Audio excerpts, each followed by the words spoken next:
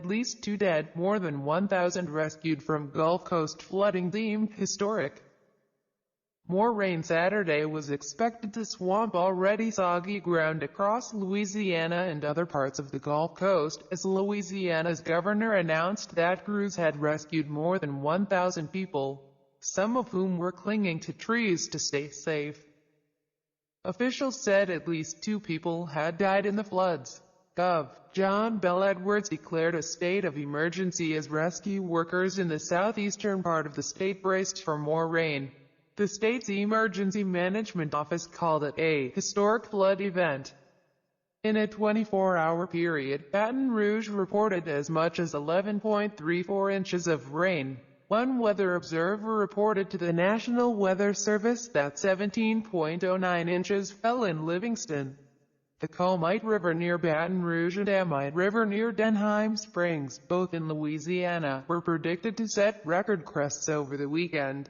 Forecaster Alek Krautmann said both rivers could flood many houses in suburban areas near Baton Rouge. Rescue teams pulled more than 100 pets to safety as well, Edwards told reporters at a news briefing Saturday. Leroy Hansford, his wife and stepson were among those rescued near Gloucester. Hansford, 62, said waters from Beaver Creek, which is normally more than 400 feet away from his house, rose quickly overnight. He said another stepson who lives nearby alerted him. "We woke up and the water kept on coming," Hansford said. "It came up to my waist." His wife told Hansford that it's the highest she's seen the creek in the 48 years she's lived there. Edwards spokesman Richard Carbo said the governor returned to Louisiana on Friday because of the flooding. Edwards had been in Colorado for a policy meeting of the Democratic Governors Association but left early because of the storm. A spokeswoman for the East Baton Rouge Parish Sheriff's Office said one man died Friday after slipping into a flooded ditch near the city of Zachary. Casey Rayburn Hicks identified the victim as 68-year-old William Mayfield. His body was found about noon Friday. Dr. William Bo Clark, the parish coroner, ruled the death an accidental drowning. A second victim was found in St. Helena Parish, where crews pulled a body from a submerged pickup on Louisiana Highway 10. State Fire Marshal H. Butch Browning confirmed they found a man in his 50s inside a marooned Chevrolet pickup truck about 7 p.m. Friday. The body was turned over to the parish coroner's office. His name has not been released, but Browning said he's believed to be from the area. Even the Louisiana governor's mansion has a flooded basement. WAFB-TV reports the governor's family has been relocated until the situation is resolved. Meanwhile, crews are continuing to search for possibly another washed-away vehicle after residents reported a missing person.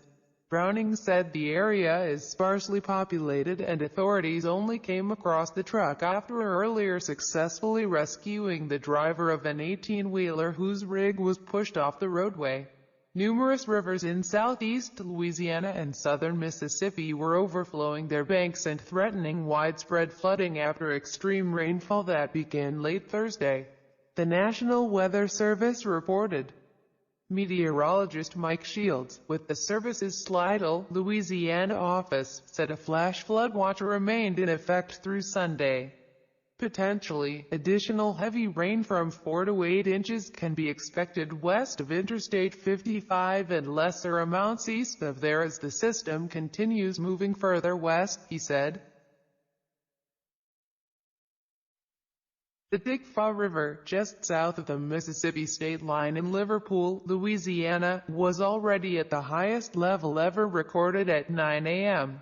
Friday. Mike Steele, a spokesman for the Louisiana Governor's Office of Homeland Security and Emergency Preparedness, said requests were coming in for high-water vehicles, boats and sandbags.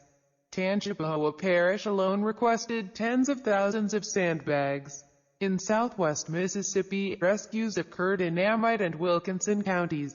In Crosby, Mississippi, more than 50 people flooded out of a neighborhood will be housed at a shelter in Natchez.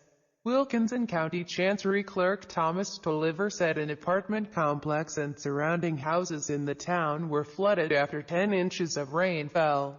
Authorities said they expect to shelter displaced Crosby residents at least until Monday.